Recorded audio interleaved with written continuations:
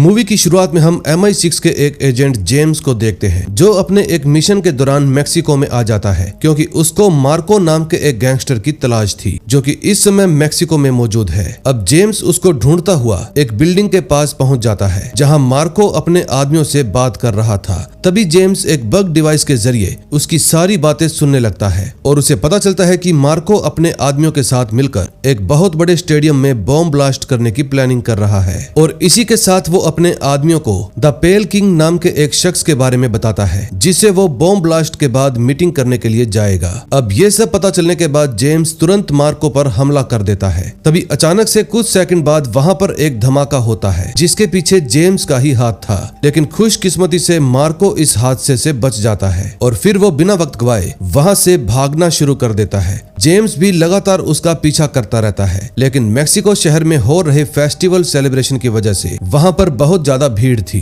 इसलिए जेम्स को काफी सारी दिक्कतें आती है। वहीं दूसरी तरफ हम मार्को को देखते हैं जिसको एक हेलीकॉप्टर लेने के लिए आता है। अब इससे पहले कि वो उसमें बैठकर वहां से भाग पाता, जेम्स उसको पकड़ लेता है। फिर वो दोनों हेलीकॉप्टर के बाहर लटककर एक दूसरे से लड़ना शुरू कर देते हैं जिसकी वजह से हेलीकॉप्टर अपना बैलेंस खो देता है। तभी जेम्स किसी तरह से हेलीकॉप्टर के अंदर आकर मार्को के हाथ से उसकी रिंग निकाल लेता है और फिर वो उसको एक जोरदार लात मारकर हेलीकॉप्टर से नीचे फेंक देता है। अब जेम्स की नजर पायलट पर पड़ती है जो कि उससे होशियारी करने की कोशिश कर रहा था, इसलिए वो उसको भी ठिकाने लगा देता है। अब पूरा मामला संभालने के बाद जेम्स खुद हेलीकॉप्टर को उड़ाने लगता है। तभी हम देखते हैं कि जेम्स ने मार्को के हाथ से जो रिंग निकाली थी उस पर एक अजीब सा सिंबल बना हुआ था जिसका कनेक्शन जरूर किसी खास चीज से ही है। अगले सीन में हम जेम्स को MI6 के नए हेड मैलरी के सामने देखते हैं जो इस वक्त जेम्स पर बहुत ज्यादा गुस्सा हो रहा था क्योंकि उसने मेक्सिको शहर में जो कांड किया है उसकी खबर अब हर न्यूज चैनल पर फैल चुकी है। मैलरी गुस्से में जेम्स से कहता है कि आखिर तुमने मेरी परमिशन के बिना मेक्सिको में ये हंगामा क्यों मचाया। फिर जेम्स उसको अपनी बात समझाने की कोशिश करता है, लेकिन मैलरी उसको कहता है कि तुम अच्छे से जानते हो कि इस वक्त MI6 की हालत बहुत ज्यादा खराब है, इसलिए हम कोई भी गलत फैसला नहीं ले सकते। अब मैंने फैसला कर लिया है कि MI6 और MI5 एक साथ मिलकर काम करेंगे। और इतना कहने के बाद मैलरी जेम्स को ये भी बताता है कि तुम्हें कुछ समय के लिए एजेंसी से सस्पेंड किया जा रहा है क्योंकि तुमने वहां के बहुत सारे कानून तोड़े हैं। फिर जैसे ही जेम्स मैलरी के ऑफिस से बाहर जाता है तो उसकी मुलाकात मैक्स नाम के आदमी से होती है जो ज्वाइंट इंटेलिजेंस सर्विस का डायरेक्टर जनरल है। असल में मैक्स अपना एक नया सर्विलेंस प्रोग्राम शुरू करना चाहता है जिसका नाम है द 9 आइज और इसी सिलसिले में कुछ जरूरी बात करने के लिए आज वो मैलरी से मिलने के लिए आया है।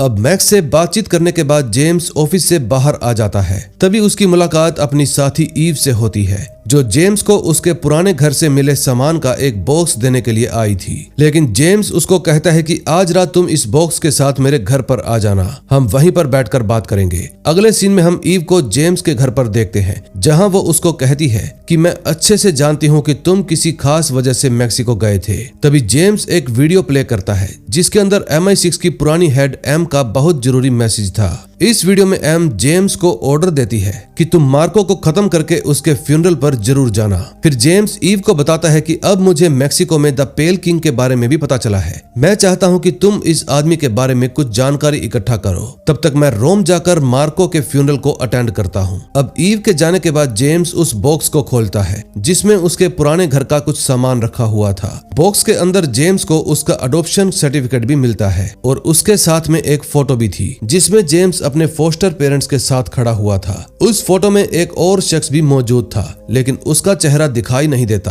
क्योंकि आग लगने की वजह से वो फोटो थोड़ी सी जल गई थी। अगले सीन में हम जेम्स को मैलरी के सेक्रेटरी बिल के साथ देखते हैं जो कि इस समय MI6 की फैसिलिटी की तरफ ही जा रहे थे। तभी रास्ते में बिल जेम्स को बताता है कि ज्वाइंट इंटेलिजेंस सर्विस का डायरेक्टर जनरल मैक्स अपनी गवर्नमेंट के सामने अपने नए प्रोग्राम 9I की मंजूरी लेने के लिए बहुत कोशिश कर रहा है। मैक्स का मानना है कि हमारी एजेंसी के एजेंट काफी कमजोर हो गए हैं, इसलिए वो हर एक मिशन को अंजाम देने के लिए नई मशीन और टेक्नोलॉजी का इस्तेमाल करेगा। फिर फैसिलिटी में पहुंचने के बाद जेम्स की मुलाकात अपने पुराने साथी क्यू से होती है जो जेम्स की बॉडी में एक नैनो चिप इंजेक्ट कर देता है ताकि वो जहां भी जाए उसके बारे में MI6 को पता चल सके। फिर क्यू उसको नई लैब फैसिलिटी के बारे में थोड़ी बहुत जानकारी भी देता है। तभी जेम्स उसको कहता है कि मैं चाहता हूं तुम MI6 से पीछा छुड़वाने में मेरी हेल्प करो, लेकिन क्यू जवाब देता है कि मैंने तुम्हारी बॉडी में जो नैनो चिप इंजेक्ट की है वो अभी पूरे तरीके से एक्टिवेट नहीं हुई, यानी कि हो सकता है कि वो अगले 2-3 दिन तक अपना काम ठीक ढंग से ना कर पाए। इसलिए तुम्हारे पास अभी कुछ वक्त बचा है जिसका फायदा उठाकर तुम अपने अधूरे काम को अंजाम दे सकते हो।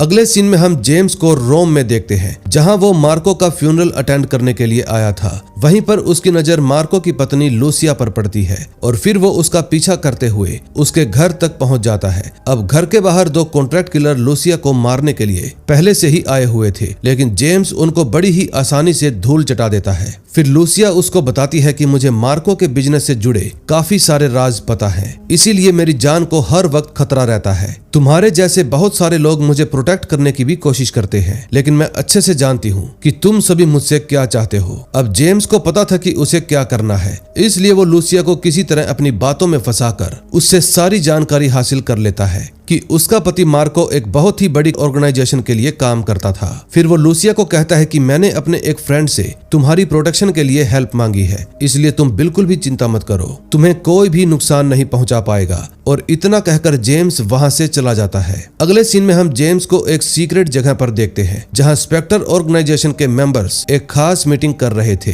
फिर जेम्स मार्को की रिंग दिखाकर उस मीटिंग में घुस जाता है और देखता है कि वहां पर देश भर के बड़े बड़े क्रिमिनल्स मौजूद थे जो अपने गलत इरादों की प्लानिंग के बारे में एक दूसरे से बात करने के लिए इस जगह पर इकट्ठा हुए थे। अब मीटिंग के दौरान सभी लोग आपस में यही बात कर रहे थे कि मार्को ने मेक्सिको के अंदर अपना काम अधूरा छोड़ दिया। अब जेम्स को भी समझ में आ जाता है कि मेक्सिको, होमबर्ग और कई अलग अलग देश में जो हमले हुए हैं उन सब के पीछे स्पेक्टर ऑर्गेनाइजेशन का ही हाथ है। और इसके अलावा जेम्स को यह भी पता चलता है कि ज्वाइंट इंटेलिजेंस सर्विस का डायरेक्टर मैक्स भी स्पेक्टर ऑर्गेनाइजेशन का मेंबर है। दरअसल वो अपने 9i प्रोग्राम के जरिए बड़े बड़े देशों को एक साथ लाकर बहुत बड़ी गवर्नमेंट ऑर्गेनाइजेशन बनाना चाहता है ताकि उसको अलग अलग एजेंसी से जुड़ी सारी खुफिया जानकारी मिल सके और फिर स्पेक्टर ऑर्गेनाइजेशन इस बात का फायदा उठाकर पूरी दुनिया पर राज कर सके। तभी मीटिंग हॉल में स्टेर्वो नाम के एक आदमी की एंट्री होती है जिसको देखकर सब लोग शांत हो जाते हैं क्योंकि ये स्पेक्टर ऑर्गेनाइजेशन का सबसे पावरफुल इंसान था। फिर स्टेर्वो सभी से पूछता है कि मार्को का अधूरा काम पूरा करने की जिम्मेदारी कौन लेगा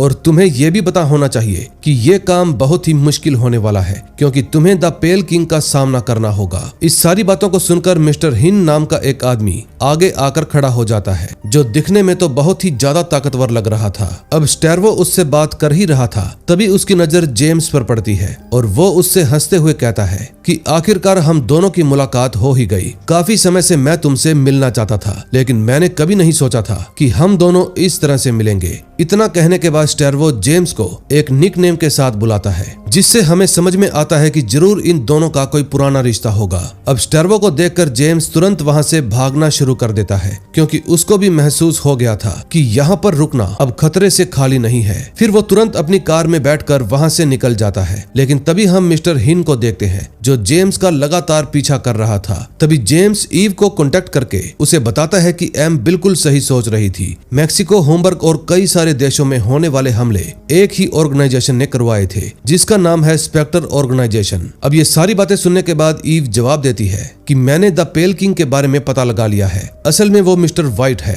जिससे तुम पहले भी लड़ चुके हो और मुझे पता चला है कि व्हाइट को आखिरी बार ऑस्ट्रिया में देखा गया था, इसलिए तुम्हें वहीं पर जाकर छानबीन करनी होगी। फिर फोन काटने के बाद जेम्स ईव से एक हेल्प मांगता है कि मैं चाहता हूं कि तुम फ्रेंज ओबेर हाउस नाम के एक शख्स की पूरी हिस्ट्री निकालो क्योंकि मुझे पूरा भरोसा है कि यही आदमी हमारे सारे फसाद की जड़ है। जिस समय इन दोनों की बातें चल रही थी तभी अचानक से मिस्टर हिन जेम्स की कार के बगल में आ जाता है और फिर वो उस पर हमला करने की कोशिश करता है, लेकिन तभी जेम्स अपनी कार में लगी वेपन का इस्तेमाल करके मिस्टर हिन को चकमा देकर वहां से भाग जाता है। अगले सीन में हम ईव को देखते हैं जो फ्रेंच ओबेर हाउस के बारे में छानबीन कर रही थी। तभी उसे पता चलता है कि वो और उसका बाप कई साल पहले एक हादसे में मारे जा चुके हैं। वहीं दूसरी तरफ हम मैक्स को टोक्यो में देखते हैं जहां वो सभी देशों के साथ मिलकर अपने 9i प्रोग्राम की सहमति के लिए वोटिंग कर रहा था। अब सभी देश उसके इस प्रोग्राम से सहमत थे, लेकिन साउथ अफ्रीका इसके खिलाफ था जिसकी वजह से उसके प्रोग्राम को सहमति नहीं मिलती।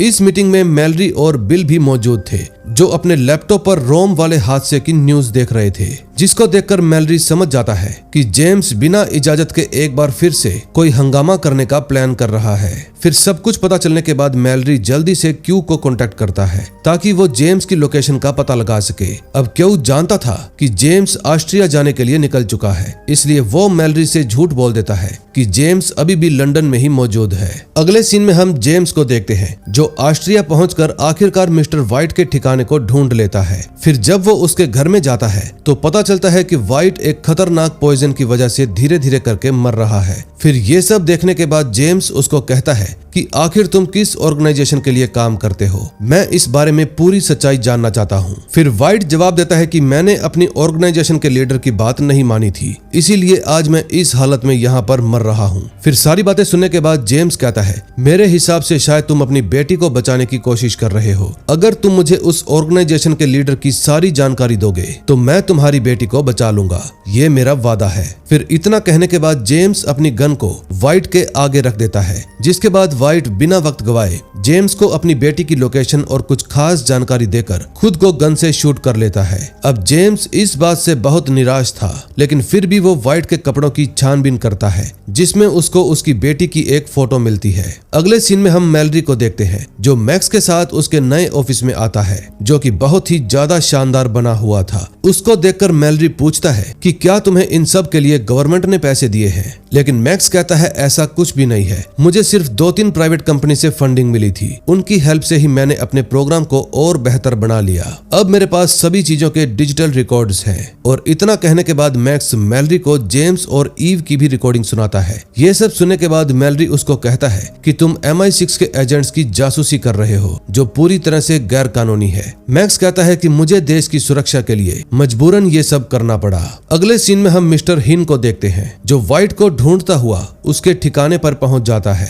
वहां उसे पता चलता है कि व्हाइट की तो मौत हो चुकी है, लेकिन CCTV फुटेज के जरिए वो ये भी पता लगा लेता है कि कुछ देर पहले जेम्स व्हाइट से मिलने के लिए आया था। तभी हम जेम्स को देखते हैं जो किसी तरह से व्हाइट की बेटी की लोकेशन पर पहुंच जाता है और उससे मुलाकात करता है। असल में व्हाइट की बेटी एक बहुत बड़ी साइकेट्रिस्ट थी जिसका नाम स्वान था। फिर जेम्स उससे एक पेशेंट की तरह मिलने के लिए जाता है और बताता है कि मैं पेशे से एक कातिल हूँ। अब ये बात सुनने के बाद स्वान बहुत ज्यादा डर जाती है, क्योंकि उसको ऐसा लग रहा था कि शायद जेम्स उसको ही मारने के लिए आया है। लेकिन वो स्वान को समझाता है कि तुम्हें डरने की कोई जरूरत नहीं है, क्योंकि मुझे तुम्हारे पिता ने ही यहाँ पर भेजा है तुम्हारी हिफाजत करने के लिए। लेकिन वो बेचारे खुद मारे गए। इतना कहने के बाद जेम्स स्वान के आगे एल अमेरिकन नाम के एक होटल का जिक्र करता है, जिसके बारे में उसे व्हाइट से ही पता चला था। अब ये सारी बातें सुनकर स्वान गुस्से में जेम्स को अपने ऑफिस से भगा देती है। लेकिन ऑफिस के बाहर आते ही जेम्स की मुलाकात क्यू से हो जाती है, जो कि उसे समझाता है कि मेरे हिसाब से तुम्हें लंदन वापस लौट जाना चाहिए, क्योंकि तुम जिस फ्रांस ओबेर हाउस के बारे में जानना चाहते थे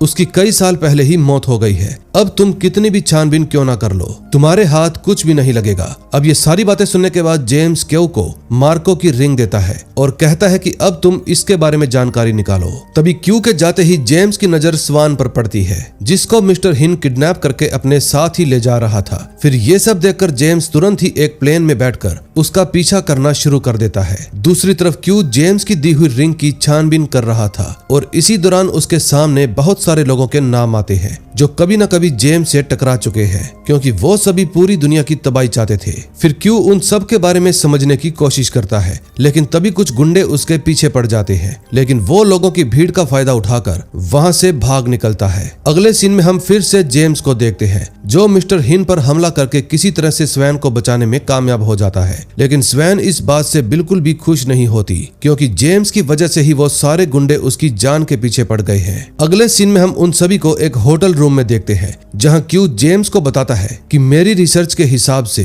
फ्रांस ओबेर हाउस अभी भी जिंदा है और तुमने अपने पिछले मिशंस में जितने भी लोगों को मारा है वो सभी फ्रांस की ऑर्गेनाइजेशन के लिए ही काम करते थे। लेकिन मुझे ये नहीं पता कि आखिर उस ऑर्गेनाइजेशन का नाम क्या है। तभी स्वैन जवाब देती है कि उनकी ऑर्गेनाइजेशन का नाम है स्पेक्टर, और मैं इसके बारे में इसलिए जानती हूँ क्योंकि मेरे पिता भी इस ऑर्गेनाइजेशन के मेंबर थे। अब जिस समय इन सब की बातें चल रही थी तभी क्यू रूम का टीवी ऑन फोन करता है जिसमें केप टाउन पर हुए हमले की न्यूज चल रही थी। अब ये सब देखकर जेम्स उसको कहता है कि तुम वापस से लंदन चले जाओ और मैं एल अमेरिकन के बारे में छानबीन करने की कोशिश करता हूँ। तभी स्वैन उसको बताती है कि एल अमेरिकन एक पुराने होटल का नाम है जहाँ मेरे पिता अक्सर जाया करते थे। अब ये सारी जानकारियां हासिल करने के बाद जेम्स और स्वान तुरंत एल अमेरिकन होटल पहुंच जाते हैं, लेकिन छानबीन करने के बाद भी उनके हाथ कुछ नहीं लगता। तभी रात के वक्त जब जेम्स दारू पीकर मस्त सो रहा था तो उसको अचानक से एक चूहे की आवाज आती है, जिसका पीछा करते करते वो एक दीवार के पास पहुंचता है जिसके पीछे एक सीक्रेट दरवाजा भी बना हुआ था। फिर जेम्स उस दरवाजे को खोलकर देखता है और वहां उसको व्हाइट का काफी सारा जरूरी सामान मिलता है। अब उसी कमरे की दीवार पर स्वान के बचपन की कुछ फोटोज भी लगी हुई थी जिनको देखकर वो थोड़ी इमोशनल हो जाती है। तभी उनके हाथ एक जगह के कोऑर्डिनेट्स लगते हैं जो नॉर्थ अफ्रीका के सबसे बड़े रेगिस्तान की लोकेशन थी। अब ये सब देखकर जेम्स समझ जाता है कि इनके जरिए शायद वो लोग फ्रेज ओबर हाउस तक पहुंच जाएंगे। अगले सीन में हम मैलरी और मैक्स को एक दूसरे से बातें करते हुए देखते हैं, जहां हमें पता चलता है कि केप टाउन में हुए हमले के बाद साउथ अफ्रीका के लोग भी मैक्स के इस प्रोग्राम को सहमति देने के लिए राजी हो गए हैं, जिसकी वजह से कुछ ही घंटे के अंदर अंदर उनका 9i प्रोग्राम शुरू हो जाएगा। और इसके अलावा वो मैलरी को यह भी बताता है कि सभी लोगों ने मुझे इस प्रोग्राम की कमेटी का हेड चुना है। अगले सीन में हम ईव और क्यो को मैलरी से बात करते हुए देखते हैं, जहां वो उसे नॉर्थ अमेरिका में मौजूद एक रेगिस्तान की फोटो दिखाते हुए बताते हैं कि ये रेगिस्तान मैप पर मौजूद ही नहीं है, लेकिन अगर हम सैटेलाइट का इस्तेमाल करें तो इसको साफ साफ देखा जा सकता है। मुझे पता चला है कि जेम्स इसी रेगिस्तान की तरफ जा रहा है ताकि वो स्पेक्टर ऑर्गेनाइजेशन के असली मास्टरमाइंड को पकड़ सके। अब ये सब सुनने के बाद मैलरी जवाब देता है कि हम इस काम में जेम्स की हेल्प नहीं कर सकते, क्योंकि अगर हमने कोई भी कदम उठाया तो मैक्स को इस बारे में पता चल जाएगा, जिससे जेम्स के लिए दिक्कतें खड़ी हो सकती हैं। इसलिए अब वो जो भी करना चाहता है उसको अकेले ही करना होगा। अगले सीन में हम जेम्स और स्वान को एक ट्रेन में बैठा हुआ देखते हैं जो नॉर्थ अफ्रीका की तरफ जा रहे थे। ये दोनों जब रात को डिनर करते हैं तो अचानक से वहां पर मिस्टर हिन की एंट्री होती है, जो पिछले हादसे के बाद भी जिंदा बच गया था। तभी देखते ही देखते जेम्स और उसके बीच खतरनाक फाइट शुरू हो जाती है, जिसमें जेम्स उससे काफी कमजोर पड़ रहा था। लेकिन तभी स्वान अपनी गन निकालकर मिस्टर हिन पर हमला कर देती है और फिर जेम्स मौका मिलते ही उसको ट्रेन से बाहर फेंक देता है। फिर सुबह होते ही ये दोनों एक सुनसान स्टेशन पर पहुंच जाते हैं जो रेगिस्तान के काफी पास में था। कुछ देर तक इंतजार करने के बाद इनको एक कार लेने के लिए आती है, जिसमें बैठकर ये दोनों सीधा फ्रेंच ओबर हाउस के ठिकाने पर पहुंच जाते हैं। फिर वहां पर पहुंचकर जेम्स और स्वान को अलग अलग कमरे दिए जाते हैं। तभी जेम्स की नजर कमरे में लगी एक फोटो पर जाती है जिसमें उसके फोस्टर पेरेंट्स मौजूद थे,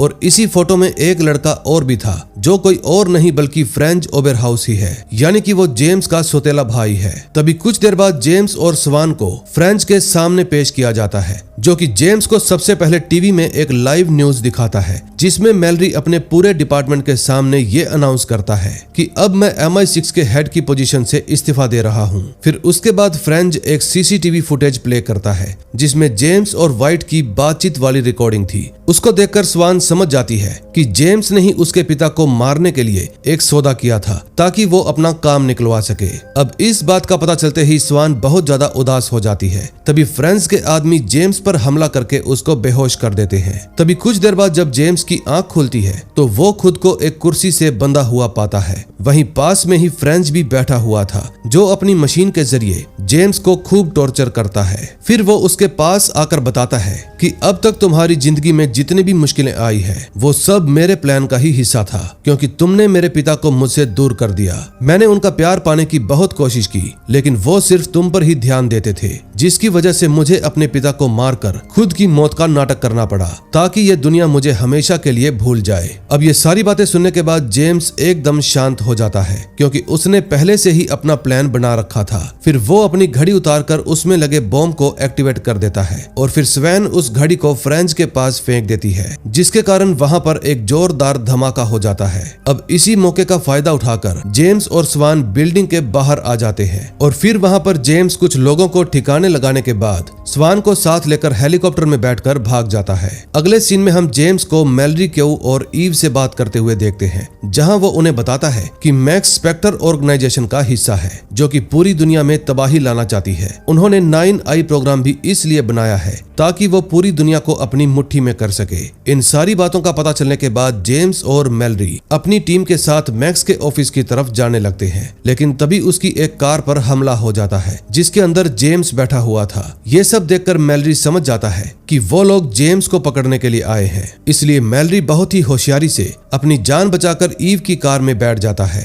वहीं दूसरी तरफ जेम्स अपने दुश्मनों से लड़ने की कोशिश कर रहा था, लेकिन घायल होने की वजह से वो पकड़ा जाता है। जिसके बाद हम फिर से मैलरी को देखते हैं जो क्यू और ईव के साथ मैक्स के ऑफिस में पहुंच जाता है और फिर क्यू की हेल्प से 9i प्रोग्राम को डीएक्टिवेट करने में कामयाबी हो जाता है। तभी अचानक से ऑफिस में मैक्स की एंट्री होती है जो अपने प्रोग्राम में एंटर करने की कोशिश करता है, लेकिन क्यू ने उसके पूरे सिस्टम को हैक कर लिया था जिसकी वजह से मैक्स को प्रोग्राम का एक्सेस नहीं मिलता। अब मैलरी उसको कहता है कि मैं तुम्हें देश को धोखा देने के जुर्म में एक मुजरिम घोषित करता हूँ। ये बात सुनकर मैक्स अपनी गन बाहर निकालता है और फिर मैलरी को शूट करने की कोशिश करता है, लेकिन मैलरी ने पहले ही गन से सारी बुलेट्स निकाल ली थी। अगले सीन में हम जेम्स को MI6 की पुरानी बिल्डिंग में देखते हैं जहां उसकी मुलाकात एक बार फिर से अपने भाई फ्रेंच से होती है जो एक बुलेट प्रूफ इंटेरोगेशन रूम के अंदर खड़ा हुआ था। वो जेम्स को कहता है कि मैंने इस बिल्डिंग में टाइम बॉम्ब लगा दिए हैं जो 3 मिनट में सब कुछ तबाह कर देंगे। अब तुम्हारे पास सिर्फ 2 ही रास्ते बचे हैं, या तो तुम मुझे पकड़ लो या फिर अपनी फ्रेंड स्वान को बचा लो, क्योंकि मैंने उसको किडनैप करके इसी बिल्डिंग में कहीं छुपा दिया है। फिर इतना कहने के बाद फ्रेंच बॉम्ब को एक्टिवेट कर देता है और खुद वहां से चला जाता है। तभी जेम्स हर तरफ स्वान को ढूंढने की कोशिश करता है और आखिरकार कुछ ही देर में उसको स्वान मिल जाती है। अब ये दोनों जल्दी से भागकर बिल्डिंग के एक कोने तक पहुंच जाते हैं। तभी जेम्स स्वान को अपनी गोदी में उठाकर नीचे छलांग लगा देता है जहां एक बहुत बड़ा नेट मौजूद था। फिर वो दोनों एक बोट में बैठकर बिल्डिंग से बाहर निकल जाते हैं। इसी दौरान टाइम पूरा होते ही एक बहुत बड़ा धमाका होता है जिसमें MI6 की पूरी बिल्डिंग चकनाचूर हो जाती है। अगले सीन में हम मैलरी और मैक्स को देखते हैं जो एक दूसरे से लड़ाई कर रहे थे। इन दोनों की हाथापाई में अचानक से मैक्स का पैर फिसल जाता है और वो सीधा नीचे जाकर गिरता है जिसकी वजह से उसकी वहीं पर मौत हो जाती है। वहीं दूसरी तरफ हम जेम्स को देखते हैं जो अपनी बोट से फ्रेंच के हेलीकॉप्टर का पीछा कर रहा था। कुछ दूर जाने के बाद जेम्स अपनी गन से एक सटीक निशाना लगाता है जो सीधा हेलीकॉप्टर के इंजन के पास जाकर लगता है। अब इंजन खराब होने की वजह से हेलीकॉप्टर एक ब्रिज के पास जाकर क्रैश हो जाता है। इसी दौरान हम फ्रेंच को देखते हैं जो अभी भी जिंदा बच गया था। फिर वो जमीन पर रेंगते हुए आगे बढ़ता है, लेकिन तभी जेम्स गन लेकर वहां पर पहुंच जाता है और ये सब देखने के बाद फ्रेंच उसको कहता है कि तुम्हारे पास मुझे मारने का एकदम सही मौका है, इसलिए चलाओ गोली और मुझे हमेशा के लिए आजाद कर दो। लेकिन जेम्स ऐसा नहीं करता। इतने में मैलरी भी अपनी पूरी टीम को लेकर वहां पर पहुंच जाता है और फ्रेंच को अरेस्ट कर लेता है। वहीं दूसरी तरफ जेम्स फ्रेंच को बिना कुछ कहे स्वान के साथ वहां से चला जाता है। अगली सुबह हम जेम्स को MI6 की बिल्डिंग में देखते हैं जहां वो क्यू से आकर मिलता है और बताता है कि अब मैं हमेशा के लिए MI6 छोड़ रहा हूं, इसलिए मैं तुमसे आखिरी बार अलविदा कहने के लिए आया हूं। फिर ये सारी बातें सुनने के बाद जेम्स अपनी कार में आकर बैठ जाता है जहां पहले से ही स्वान भी मौजूद थी और इसी के साथ इस मूवी का एंड हो जाता है। दोस्तों मूवी अच्छी लगी हो तो वीडियो को लाइक करें, चैनल को सब्सक्राइब करें। हम मिलेंगे जल्दी ही एक और बढ़िया मूवी के साथ। Till then bye bye.